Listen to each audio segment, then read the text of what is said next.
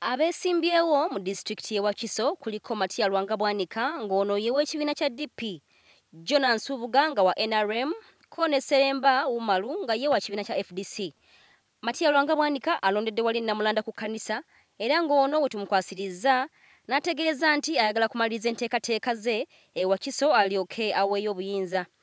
Ye abantu bennyini okuba nti tebasomesebwa kumanya makulu ga gavumenti ez'ebitundu. Abantu batuukirira nnyo nga baagala amazzi amayonjo, batuukirira nnyo nga baagala enguudo ennungi, amasomero amalungi, amalwaliro amalungi.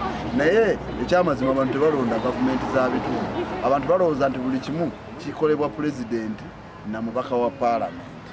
Ate n'ababaka ba paalamenti bennyini baba banoonya obululu, bamanyi okubuzaabuza abantu. Ne bagezaako okulaga bye bagenda okukolera abantu ng'ate si bye balina okubikola. Bo abamu ku balondesa balabiddwako nga beeyagayazizza n'abalala nga basumagira oluvannyuma lw'okubulwa ebyokukola nga n'abalonzi tebalabikako. Kivudde ku Electoral Commission ya Uganda yategeka obubi okulonda mu disitulikiti zino Wammanga, Kampala, Wakiso, Mukono ne Jinja.